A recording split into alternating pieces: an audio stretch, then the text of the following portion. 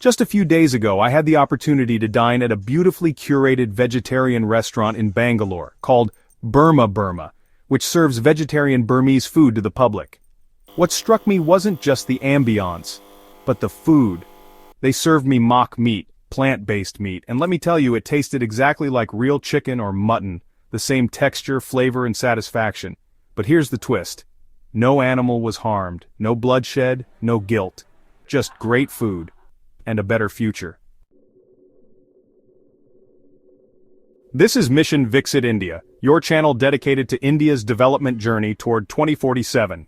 In every video, we bring forward futuristic, actionable innovation ideas that can transform science and society in India by 2047. Today's video introduces mock meat, which can make India a carbon-neutral country by 2047 with a compassionate future. My dining experience in Burma Burma restaurant pushed me to ask a big question. Can India adopt mock meat as a serious tool to become a carbon-neutral country by 2047? The answer is a resounding yes.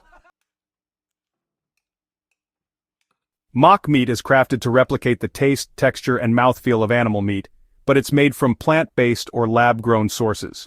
Here are the primary methods. So, let's talk about how mock meat is actually made. The most common method out there is plant-based mock meat, which you'll find in places like Burma Burma.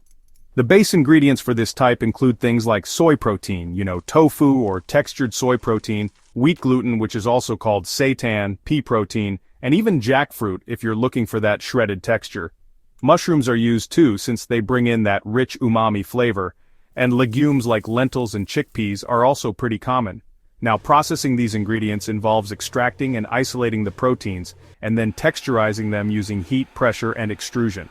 After that, they're flavored with natural flavorings, yeast extracts, and fats such as coconut or sunflower oil. Finally, they're shaped and colored, often using beetroot juice or soy sauce, so they actually look like real meat. Another really interesting method is lab-grown meat, or cultivated meat. In this process, real animal cells are actually cultured in a lab.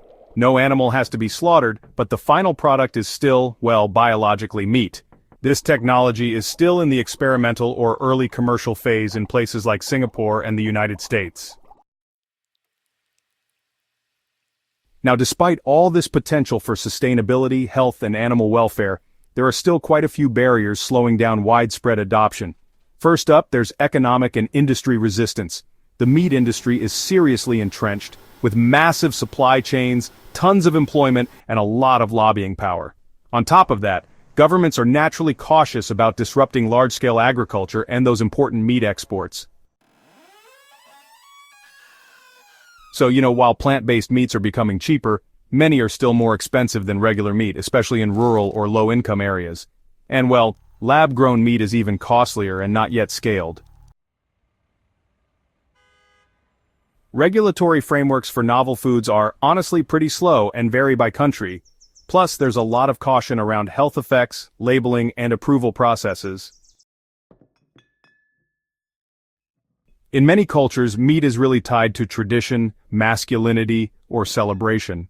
Some people even view mock meat as unnatural or processed, even though it's often healthier. Many people are still unaware of just how realistic and satisfying plant-based meat has become. It's quite surprising. And let's not forget, the lack of cooking skills or recipes is also a significant factor. So why should the governments of India promote it? Well, for starters, there's animal welfare. It drastically reduces slaughter and cruelty. Then there's the environment. We're talking about lower carbon emissions, reduced land use, and less water consumption. And let's not overlook health benefits. No cholesterol, lower fat, and no antibiotic resistance. Now let's talk about India's opportunity. India is uniquely positioned because, a large part of the population is already vegetarian. Religious and ethical reasons strongly support plant-based diets here. Plus, startups like Good Dot, Blue Tribe, Greenest, and Evo Foods are growing fast. The FSSAI is even reviewing guidelines for plant-based food labeling. But here's the thing, India currently gives heavy subsidies for poultry and animal husbandry. an industry that not only causes animal suffering but is also a major contributor to greenhouse gas emissions. If we're truly serious about making India carbon neutral, then the government of India must consider shifting focus. It's time we rethink our policies. Instead of supporting animal slaughter indirectly through subsidies and easy bank loans for poultry farms, goat farms, lamb farms, why not give a one-time promotion and inception subsidy to entrepreneurs and farmers who are willing to switch from meat production to mock meat manufacturing? Why not create mass-scale production hubs to bring the price of mock meat down, 50 to 60% cheaper than conventional meat, so that the public can choose easily and affordably? And no, we don't need to ban the sale of chicken or meat. But during festivals like Eid ul-Adha, that is Bakrid and others, where animal sacrifice is common, the government can promote kindness through awareness. India is the land of Lord Shiva, Lord Brahma, Lord Vishnu, Lord Ram, Lord Krishna, Guru Nanak, Sant Mahavir, Mahatma Buddha, and Mahatma Gandhi, who have taught us to love everyone, including animals and birds. Thus, it is indeed our duty to save our biodiversity, including animals and birds. Let us play emotional videos of animals and birds on TV, social media, and in schools, highlighting a simple but powerful truth. Behind those two eyes lies a life, a soul, and consciousness, a desire to live, the ability to feel pain and joy, and the same life force that flows in us. These small reminders can really awaken compassion, you know. Over time, they can reduce the consumption of meat, not through force, but through choice, rooted in understanding. It can promote a culture of kindness, making us better human beings, and helping us transition to a cleaner, more conscious India.